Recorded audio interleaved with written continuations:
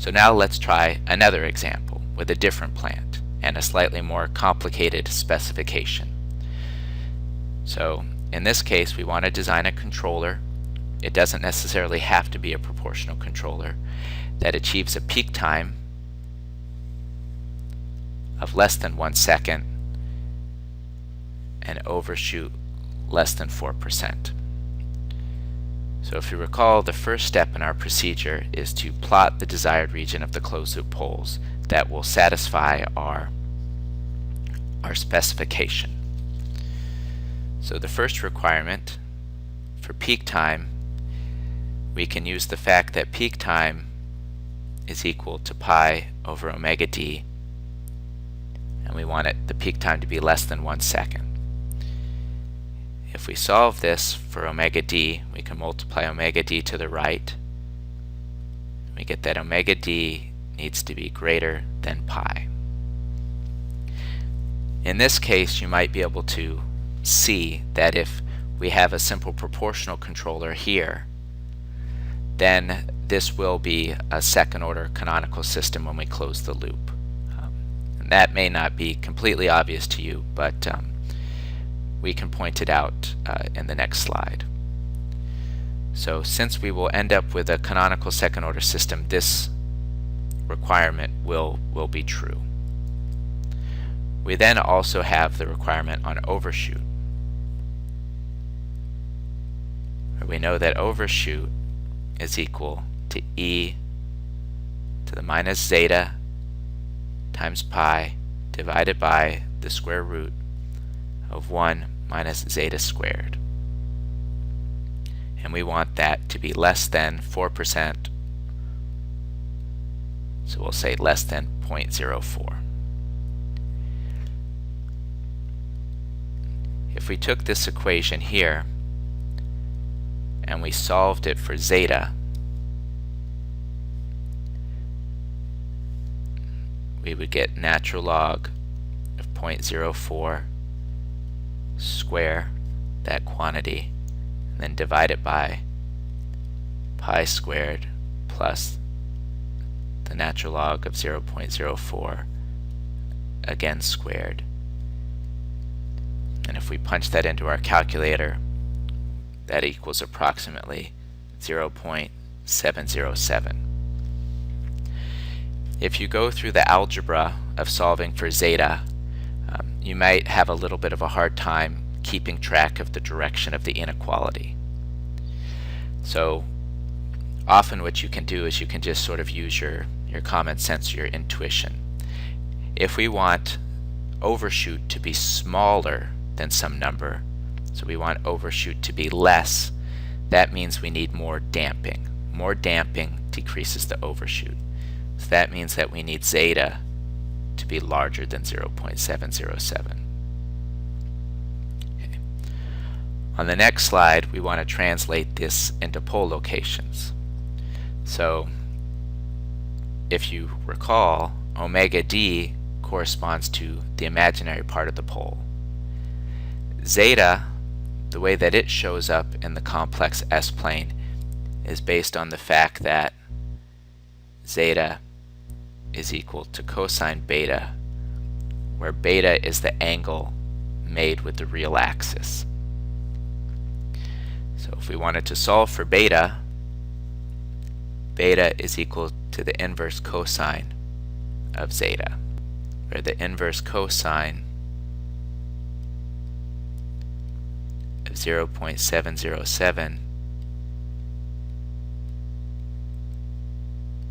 is approximately 45 degrees. And again, you may have a little bit of trouble determining the direction of the inequality. If you wanted to, you could always graph this cosine and get a sense of what value of beta would satisfy the inequality that zeta be greater than 0.707. So just real quickly, I'll remind you of what beta is. So beta is that angle. If these are the closed loop pole locations, beta is the angle made with the real axis. So again, you may have some issues trying to recall or figure out what's the direction of of the inequality. Should beta be greater than 45 degrees, or should it be less than 45 degrees? And so one way to sort of remember this is that if our poles are on the real axis, then we're overdamped and we have no oscillation at all. If our poles are on the imaginary axis, then we're undamped and we oscillate forever without decaying. So basically, as our poles get closer to the real axis, as beta gets smaller, that means that we're adding damping to our system. We're getting closer to overdamped and farther away from undamped. And so using that sort of logic, we need that beta be less than 45 degrees. We need it to get closer to the real axis because we're trying to get less overshoot. So these are our two basic requirements on pole locations. Going to the next slide here, we can then draw those in. So recall that omega d is the imaginary part of the pole, and we need it to be, so omega d equal to pi is that horizontal line, and we need to be above that line. We need omega d to be greater than pi.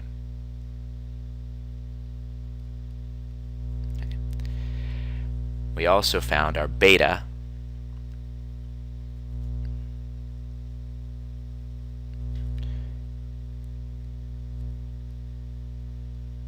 of 45 degrees, and we needed beta to be less than 45 degrees. So we want to be above this horizontal line and below this angled line. And so the region that satisfies both of those requirements is here. And since this is a 45-degree angle here, the corner occurs at negative pi, a real part of negative pi. And when we're dealing with complex poles, as we are here, the conjugate will always be reflected over the x-axis, over the real axis. So if we place one pole in this location, we're also going to get a mirror image of that pole.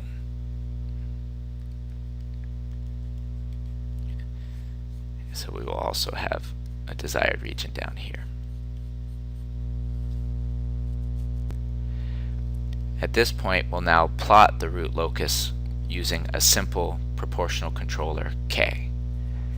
So from the previous slide, we have that our open loop transfer function is equal to K divided by S plus 2 times the quantity S plus 4 for a simple proportional gain.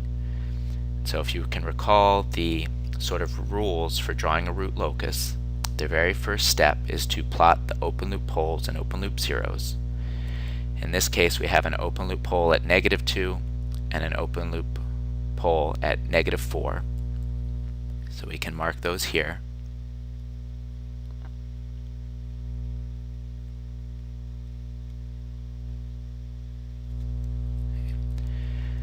There are no open loop zeros. The next step is we identify where on the real axis the root locus is located. And so it needs to be to the left of an odd number of poles and zeros. So in this region of the real axis, we're to the left of nothing. There are no poles and zeros. And so we're to the left of an even number, and so there's no root locus on this portion.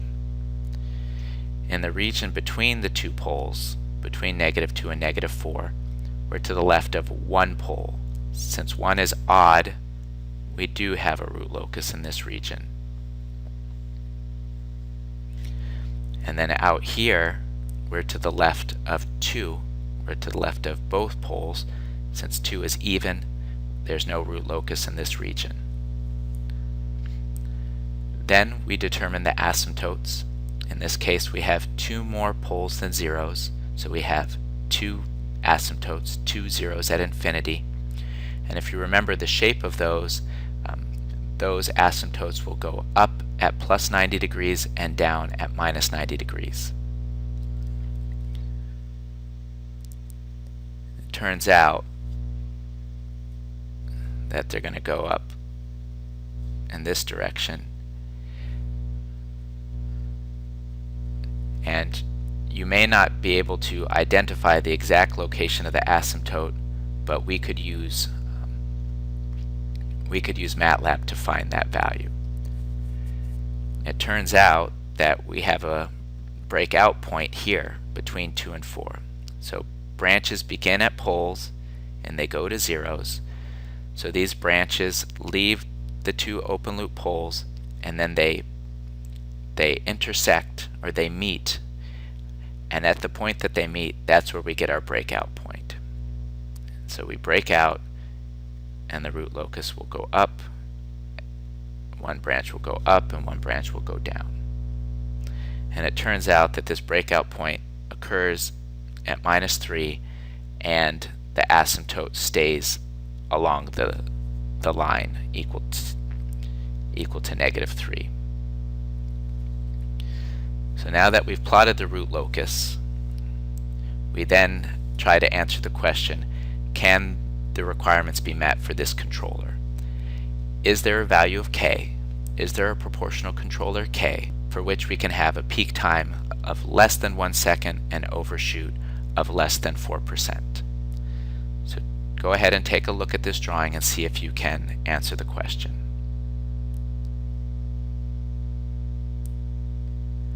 Okay. So the answer is no. And the reason the answer is no is because our root locus does not pass through the desired region.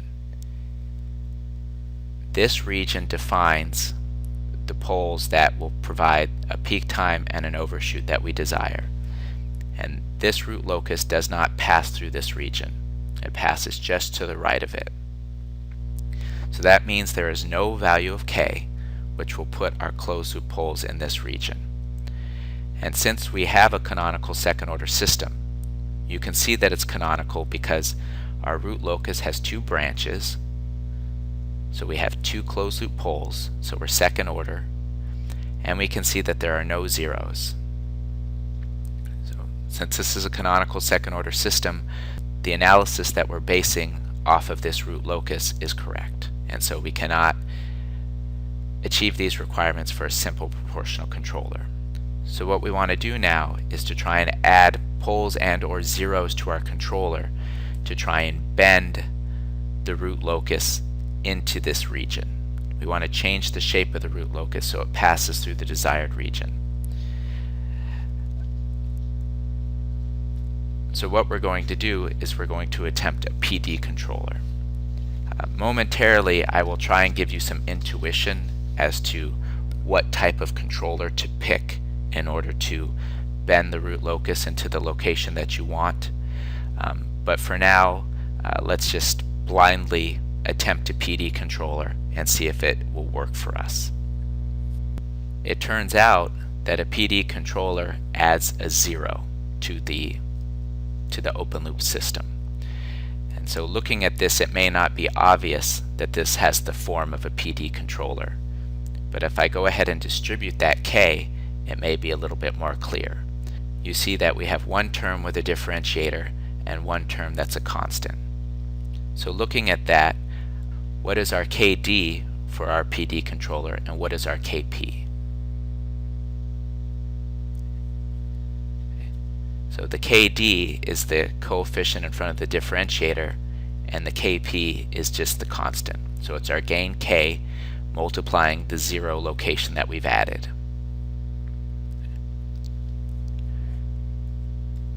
So looking back at our original system, we had poles at -2 and -4 from our plant.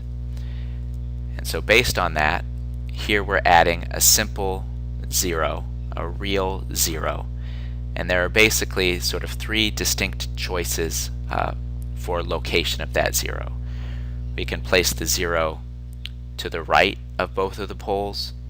We can place the 0 between the two poles, or we could place the 0 to the left of both poles. And so we will try all 3 locations and see if any of them will help us meet our requirements. So first, we'll look at z less than 2. So if we create a 0, s plus 1 or whatever, where z is less than 2, that'll place a 0 in that region. Okay. So then we can follow the same procedure. We have our desired location of the closed loop poles.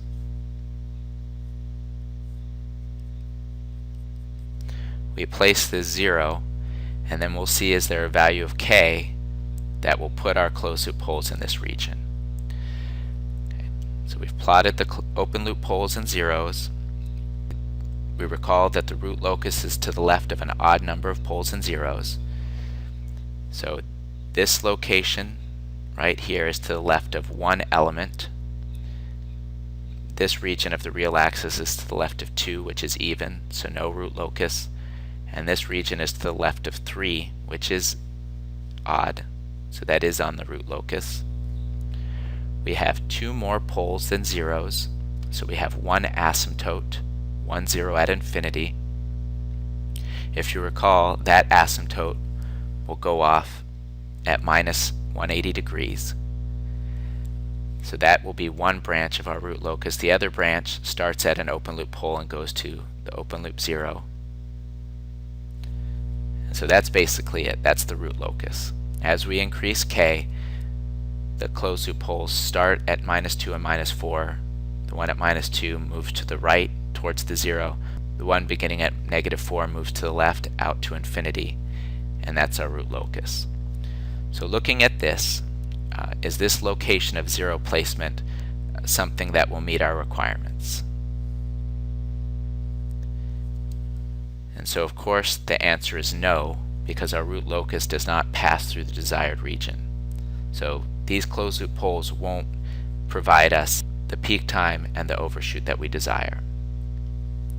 The addition of this 0 makes our system non-canonical, so it may be a little hard to tell, but we have a pretty good guess that that 0 location won't help us.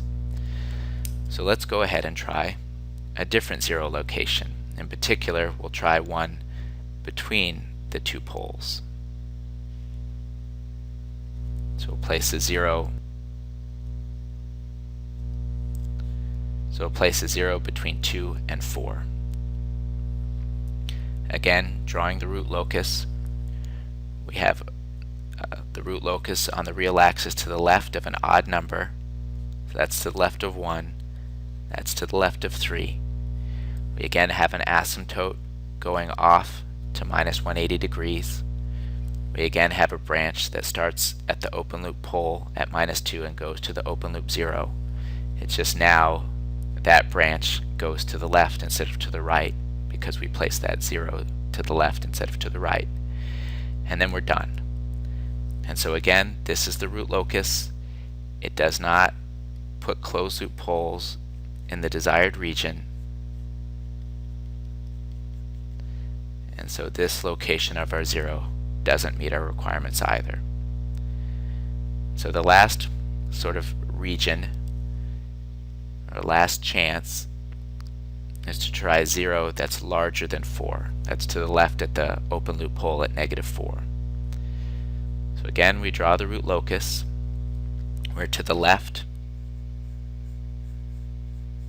of 1, which is odd, and to the left of 3, which is odd. We still have 2 poles and 1 0, so we have 1 asymptote going off at minus 180 degrees. In this case, we will now have a breakout point, because this branch starts at minus 4, this branch starts at minus 2. As we increase k, the closed loop poles move away from the open loop poles. Eventually they'll meet, and at the point at which they meet, we'll have a breakout point. Okay. and then those branches need to approach a 0. And so here we have a 0, and out here it's like we have a 0 at infinity. So between two zeros we often have break-in points. We generally have break-in points. And between open loop poles we generally have breakout points. So we break out, and these two branches, one is going to be trying to get to that 0, the other one's going to be trying to get to the 0 at infinity. And so they break in, and one goes to that 0 and the other goes to the asymptote. And so this is the shape of the root locus that we arrive at. We draw in our region that we're trying to achieve. And since we don't know the exact shape of this circle, we don't know for sure if we can make the root locus pass through that desired region. It seems possible, because basically as we change the location of this 0, we'll change how big this circle is. So it seems possible that we could find a 0 location that makes the circle big enough to pass through that region. But we don't know for sure. It's a maybe. And so what we'll do in this class is we will use MATLAB to figure out for sure. And I'll show you in a second how to do that. Okay. So can the given requirements be met by this controller? It seems maybe. We'll go ahead and use MATLAB and sort of do guess and check. Maybe we'll try a 0 at -5. Maybe we'll try a 0 at -10. And we'll play around with that 0 location and see if we can get the root locus to pass through the desired region.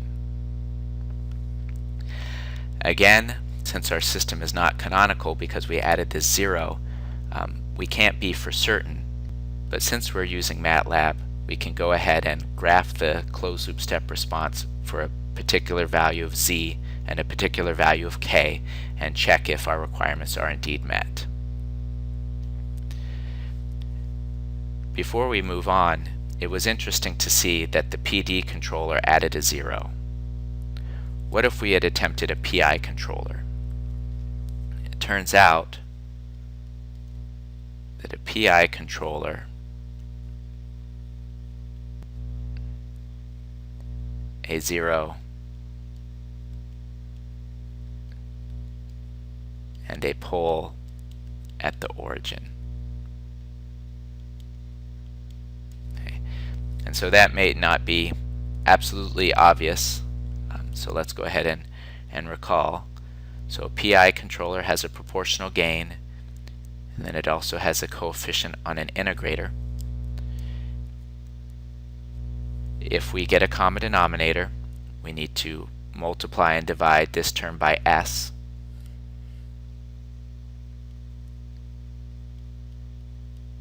And then we can rearrange the PI controller into that form.